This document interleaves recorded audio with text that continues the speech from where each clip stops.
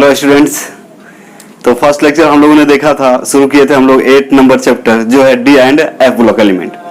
उसमें last lecture magnetic moment हुआ था। क्या हुआ? Magnetic moment. तो मैग्नेटिक मोमेंट का एक फॉर्मूला बताया गया था, एम एम, यानी magnetic moment is equal to बताया गया था under root N into N plus 2 और क्या चीज बी, ये बताया गया था under root N into N plus 2 B M, है ना, सीखे थे हम लोग। ये है मैग्नेटिक मोमेंट का वैल्यू।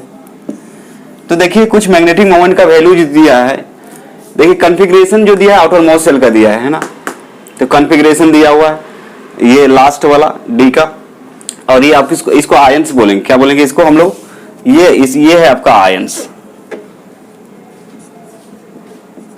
ये है आपका आयंस।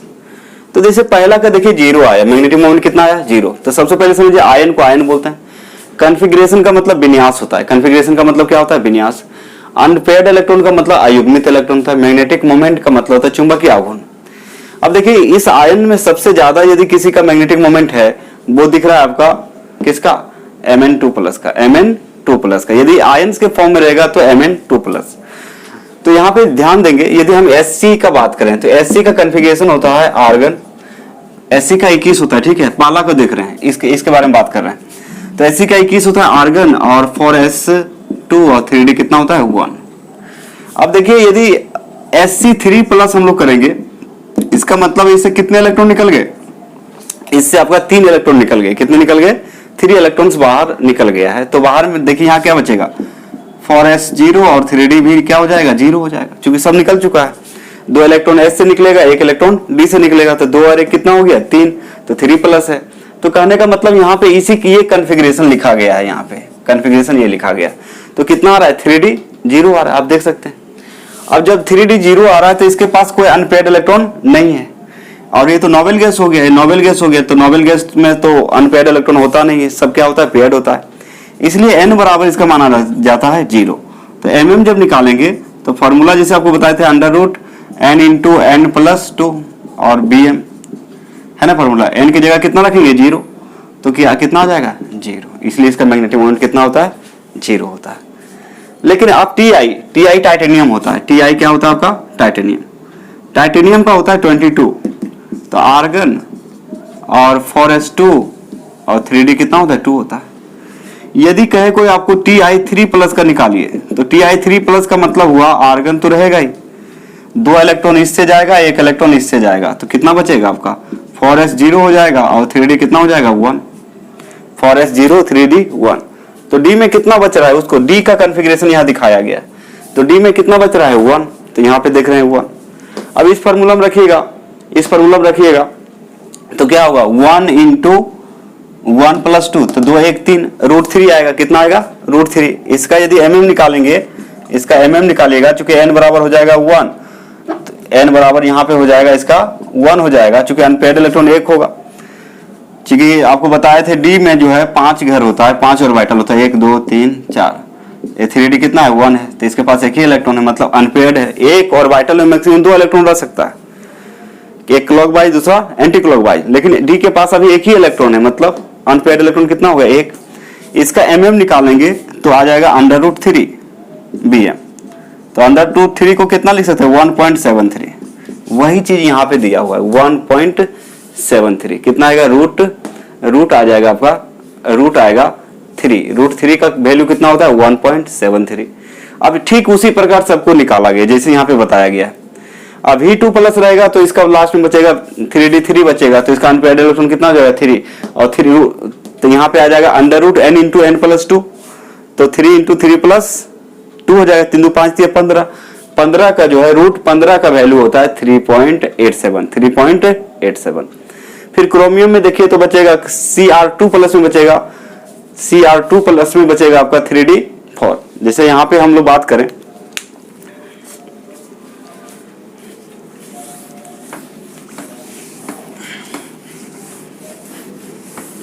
बहुत ही सिंपल है।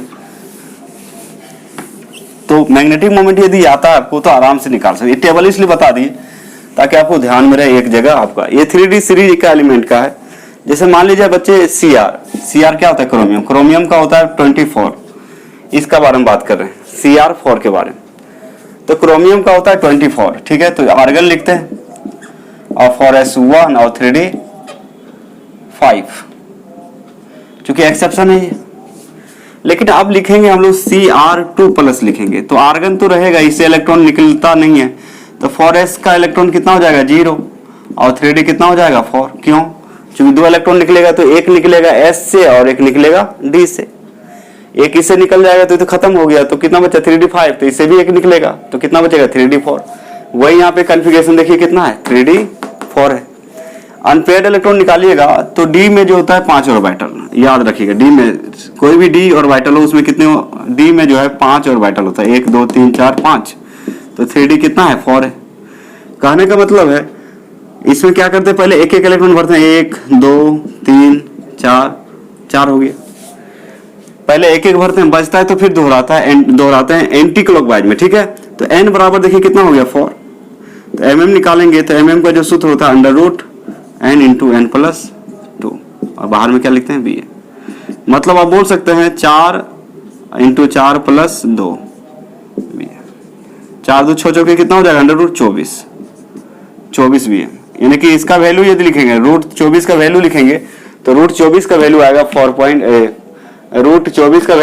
4.90, कितना आएगा 4.90, इसको लिख सकते हैं। समझ रहे हैं कैसे आया, ये वैल्यू कैसे निकाला गया, पता चल गया होगा, ठीक है। तो इसका क्या करें, स्क्रीनशॉट ले लीजिए, इस तरह से निकाला गया, क्योंकि मैग्नेटिक मोमेंट आपको बता चुके हैं, आप वैल्यू निकाल सकते हैं। रूट को तोड़ के लिखा गया वैल्यू, यहाँ रूट को क्या किया गया तोड़ दिया गया है, तो इसको याद रखेंगे, इस टेबल को याद रखेंगे। तो यदि आयंस के फॉर्म में रहेगा तो सबसे ज्यादा किसका मैग्नेटिक मोमेंट होगा, Mn का होगा। इसमें से यदि पारामैग्नेटिक डायामैग्नेटिक कौन कौन हो जाएगा, तो ये जो है आपका, ये जो देख रहे हैं ये वाला, ये हो जाएगा डायामैग्नेटिक, ये क्या हो जाएगा आपका डायामैग्नेटिक। और इसमें डायामैग्नेटिक कौन होगा, और इसमें जो डायामैग्नेटिक होगा आप देख सकते हैं नीचे वाला,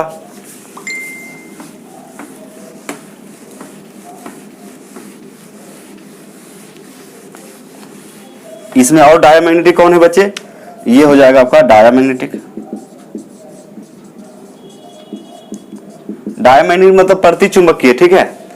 और यहां से लेके आपका यहां तक ये जो होंगे आपका, ये सब का सब क्या होगा पारामैग्नेटिक। क्योंकि सबका देखिए जिसका भी मैग्नेटिक मोमेंट का है, जिसका भी मैग्नेटिक मोमेंट का वैल्यू है वो हमेशा क्या होगा पारा होगा, वो हमेशा क्या होगा पारा होगा। तो कहने का मतलब यहां से यहां, मतलब टाइटेनियम से लेके आपका कहां तक कॉपर तक, टाइटेनियम से लेके कॉपर तक ये पारामैग्नेटिक है, बाकी ये दोनों क्या हो जाएगा डायामैग्नेटिक होगा। इस फॉर्म में आयंस के फॉर्म में ये दोनों क्या है आपका डायामैग्नेटिक, क्योंकि इसके पास कोई अनपेयर्ड इलेक्ट्रॉन होता नहीं है। 3d इसका फुल फील्ड है और इसमें तो इलेक्ट्रॉन होता ही नहीं है। तो इस तरह से इसको याद रखेंगे, इसका स्क्रीनशॉट ले लीजिए।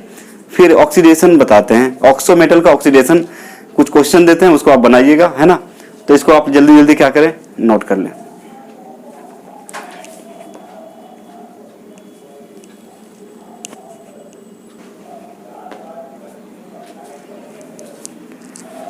चलिए नेक्स्ट देखते हैं हम लोग। यहां पे बोल रहा है का calculate the oxidation number of oxo metal. Oxo metal का मतलब होता है ऑक्सो मेटल आयन, ऑक्सी धातु इसको बोलते हैं, क्या बोलते हैं ऑक्सी। यदि कोई मेटल के साथ ऑक्सीजन, ओनली वन ऑक्सीजन जुड़ा हुआ है तो उसको मेटल ऑक्साइड या फिर ऑक्सो मेटल कहा जाता है। याद रखिएगा कोई भी मेटल्स है उसमें सिर्फ ऑक्सीजन रहेगा, मतलब जैसे कोई 3D मतलब कोई भी ट्रांजिशन एलिमेंट है, ट्रांजिशन एलिमेंट बोलते हैं हमको डी ब्लॉक एलिमेंट को, ठीक है। उसके साथ यदि ऑक्सीजन है, ओनली वन ऑक्सीजन है, तो उसको ऑक्सो मेटल कहा जाता है या मेटल ऑक्साइड कहा जाता है। तो बोल रहा है कि ऑक्सी धातु आयन, इसका मतलब क्या होता है, जो हिंदी लिखना चाहेंगे क्या लिखेंगे, ऑक्सी धातु आयन के ऑक्सीकरण संख्या ज्ञात करें। ऑक्सी धातु आयन के ऑक्सीकरण संख्या ज्ञात करें। तो ऑक्सी धातु आयन के ऑक्सीकरण निकालना है। तो कुछ आपको बता दे रहे हैं, बाकी आप क्या करेंगे कैलकुलेट कर लीजिएगा, है ना। कैलकुलेट करके कमेंट कर देंगे, आंसर कमेंट कर देंगे।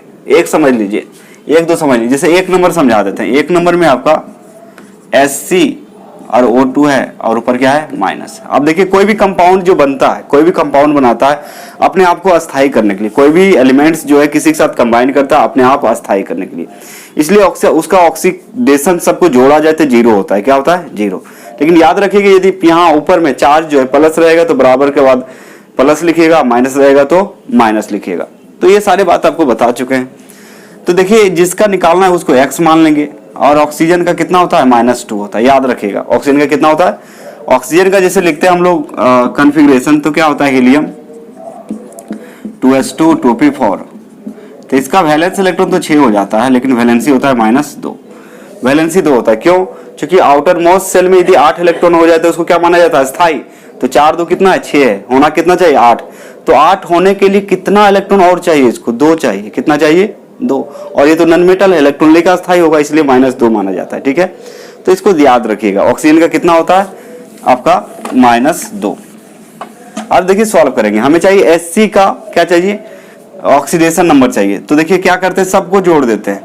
तो Hc का x माने थे, ऑक्सीजन का होता है -2, तो एक का होता है -2। यहाँ पे कितना ऑक्सीजन है, 2 है। एक का -2 होता है, यहाँ पे कितना ऑक्सीजन है, 2 है। तो एक के पास -2 तो 2 के पास -4, तो क्या हो जाएगा, गुना 2 बराबर। अब बोलिए बराबर के बाद 0 लिखते हैं हम लोग, लेकिन 0 कब लिखते हैं, जब यहाँ प्लस माइनस कुछ रहेगा नहीं। लेकिन यहाँ माइनस दिया हुआ है, माइनस का मतलब है -1। अब इसको सॉल्व कर दीजिए, तो x -4 बराबर -1। तो x इज इक्वल टू -1 + 4 बराबर कितना हो जाएगा, +3। यानी कि x बराबर हो जाएगा +3। तो कहने का मतलब यहाँ Hc का जो ऑक्सीडेशन आया है, Hc का ऑक्सीडेशन नंबर आया है, वो कितना है आपका, +3 है, +3 है। एक बिना चार्ज वाला देखिए, जैसे मान लीजिए कोई ले लीजिए, मान लीजिए 10 नंबर आपको बता रहे हैं, Cr2O3 है। ठीक है, तो देखिए Cr यहाँ पे कितना है, 2 है, तो यहाँ बोलिएगा 2x। कितना बोलिएगा, इसको यदि हम x मान लें और इसका कितना वैल्यू होता है, -2 होता है। तो देखिए एक क्रोमियम के लिए x, यहाँ पे 2 क्रोमियम है, तो क्या बोलिएगा, 2x बोलिएगा। 2 है तो 2x प्लस ऑक्सीजन का कितना होता है, -2 होता है, तो एक का -2 होता है, यहाँ पे कितना है, 3 है, तो -2 गुना 3 बराबर 0 लिखेंगे। क्यों 0 लिखेंगे, क्योंकि इस पर कोई चार्ज नहीं है। प्लस रहेगा तो बराबर के बाद प्लस 1 2 जो भी रहेगा, माइनस रहेगा तो बराबर के बाद 1 2 जो भी रहेगा, -1 -2 -3। ठीक है, इस तरह समझिए, 0 हो गया। अब ये निकालिएगा तो 2x - 6 इज इक्वल टू 0 हो जाएगा। तो x बराबर यानी कि 2x इज इक्वल टू हो जाएगा 6। तो यदि x बराबर निकालिएगा तो 6/2, तो कितना आ जाएगा, +3। यानी कि x का जो वैल्यू है वो है +3। कहने का मतलब Cr2O3 में जो क्रोमियम है, क्रोमियम का ऑक्सीडेशन स्टेट कितना है, ऑक्सीडेशन नंबर है +3।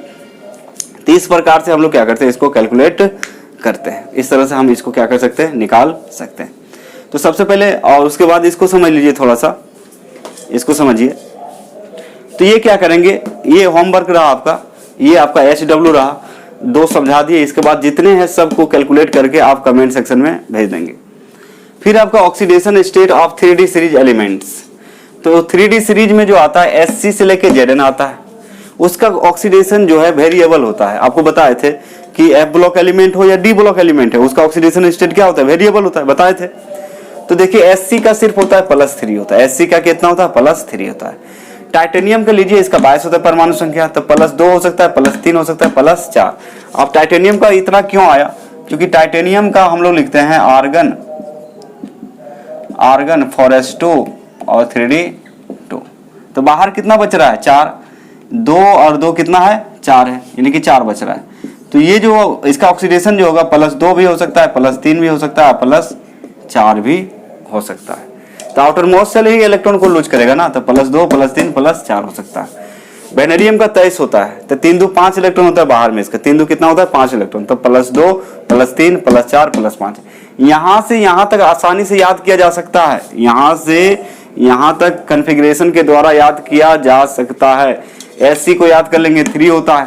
टाइटेनियम का कितना होता है परमाणु संख्या, 22। कितना होता है जी, टाइटेनियम का एटॉमिक नंबर 22 होता है। इसका कॉन्फ़िगरेशन लिखेंगे तो बाहर में देखिए कितने इलेक्ट्रॉन दिख रहा है, 4 इलेक्ट्रॉन। कितने दिख रहा है, 4 इलेक्ट्रॉन। तो ये जो इलेक्ट्रॉन देने की क्षमता रहेगा, +2 देगा, +3 +4। वेनेडियम का 23 होता है, तो बाहर में वेनेडियम का 23 होता है, इसका 23 होता है। तो इसका कॉन्फ़िगरेशन लिखेंगे तो आर्गन 4s2 और 3d3 हो जाएगा। तो 3 और 2 कितना आ गया, 5। टोटल इलेक्ट्रॉन कितना आया बाहर में, 5 आया। तो 5 आया तो क्या क्या हो सकता है, +2 से शुरू कीजिएगा, +2 +3 +4 और +5। ये क्या है, इसका ऑक्सीडेशन स्टेट है। तो यहां से लेके यहां तक आसानी से याद किया जा सकता है, बहुत ही सिंपल है। तो याद रखेंगे वेनेडियम का +2 +3 +4 +5। क्रोमियम में देखिएगा तो 6 इलेक्ट्रॉन बाहर बचेगा। कितना बचेगा? क्रोमियम में 6 इलेक्ट्रॉन बाहर बचता है, इसलिए इसका हो जाएगा आपका +2 +3 +4 +5 +6। मैग्नीज का 7 होता है, बाहर में कितना बचता है? Mn का 7। 4s2 3d 5, 4s2 3d 5, 5 और 2 7। कहाँ शुरू करेंगे? +2 से। तो +2 +3 +4 +5 +6 +7। फेरस का तो 6 होता है, लेकिन इसका याद रखना पड़ेगा। फेरस का होता है +2 +3 +4 +6। फेरस में जो इलेक्ट्रॉन देखेंगे तो 4s2 3d 6 यानी कि 6 2 8 होता है, लेकिन ये त्याग कितना करेगा?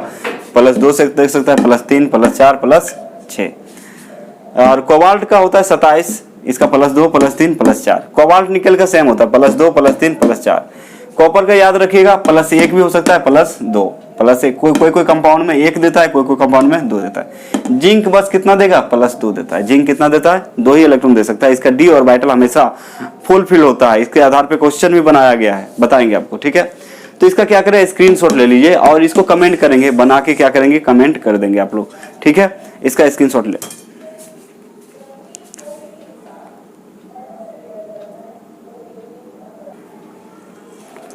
अब देखिए कुछ कलर दिया गया है, एक कलर आप लोग को याद रखना है एक्वस मीडियम में। याद रखिएगा कौन सा मीडियम में? एक्वस मीडियम में।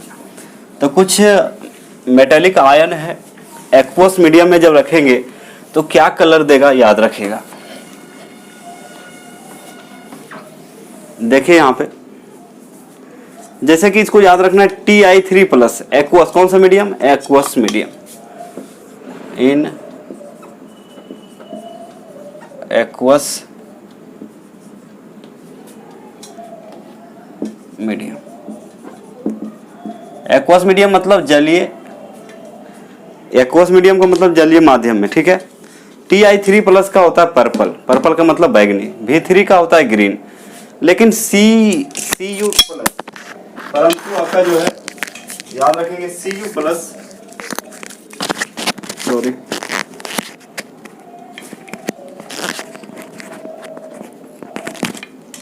Cu+ का जो है, Cu+ का होता है आपका कलरलेस। कलरलेस क्यों होता है? इसका कारण है चूंकि इसका डी ऑर्बिटल में जो है इलेक्ट्रॉन रहता ही नहीं है। मतलब डी ऑर्बिटल फुल फिल होता है। डी ऑर्बिटल क्या है? फुल फिल होता है, उसमें अनपेयर्ड इलेक्ट्रॉन कोई होता नहीं। कोई भी मेटल्स के जो कलर का कारण है उसका वैलेंस इलेक्ट्रॉन है, अनपेयर्ड इलेक्ट्रॉन है। अनपेयर्ड इलेक्ट्रॉन यदि नहीं है तो वो कलर शो नहीं करेगा। जैसे इसका जब हम लिखे तो 4s1 3d 10 होता है, तो 4s कितना हो जाएगा? 0, चूंकि 4s1 की जगह 0 हो जाएगा, चूंकि 1 निकल जाएगा, और 3d कितना हो जाएगा? 10। तो ये 3d जो है इसका फुल फिल्ड है। ये क्या है आपका? फुल फिल्ड ऑर्बिटल है, और जिसके कारण ये क्या होता है? कलरलेस। उसी प्रकार sc3 देखिए, इसका भी देखिए डी ऑर्बिटल में इलेक्ट्रॉन होता ही नहीं। आर्गन 4s 0 और 3d कितना हो जाएगा? 0। तो यहाँ तो इलेक्ट्रॉन है ही नहीं, इसलिए कलर शो नहीं करेगा, डी में इलेक्ट्रॉन है ही नहीं। तो याद रखिएगा Cu+ हो या Sc3+ हो, ये कलरलेस होता है। ये क्या होता है आपका? कलरलेस। या Zn2+ भी रहेगा तो वो भी कलरलेस ही होगा। Mn2+ याद रखिए, पिंक, पिंक का मतलब गुलाबी। Fe3+ का होता है ब्राउन, ब्राउन का मतलब भूरा। और CO2+ का क्या होता है? पिंक होता है। तो इस तरह से कुछ चीज हम लोग आज सीखे हैं, और नेक्स्ट लेक्चर में आपका होगा क्वेश्चन आंसर होगा इसके, इस टॉपिक मतलब इस चैप्टर के आधार पे जो इंपॉर्टेंट क्वेश्चन आंसर होगा उसको बताया जाएगा। यहाँ भी आपका कारण संबंधी, तो यहाँ इस चैप्टर से मैक्सिमम आपका जो है ऑब्जेक्टिव क्वेश्चन पूछे जाते हैं। कभी कभार 2 मार्क्स में आपका कंडीशन वाला क्वेश्चन पूछा जाता है, कॉन्सेप्चुअल क्वेश्चन पूछे जाते हैं। तो ठीक है बच्चे, आज का लेक्चर यहीं समाप्त करते हैं, फिर मिलते हैं नेक्स्ट लेक्चर में, है ना। तो वीडियो को ठीक से देखिए और ठीक से नोट बनाइए। एग्जाम आपको नज़दीक आ रहा है, और पढ़ने में थोड़ा ज़्यादा ध्यान दें, ज़्यादा से ज़्यादा समय कहाँ वेस्ट करें? पढ़ाई में वेस्ट करें। ठीक है बच्चे, फिर नेक्स्ट लेक्चर में मिलते हैं। जय हिंद।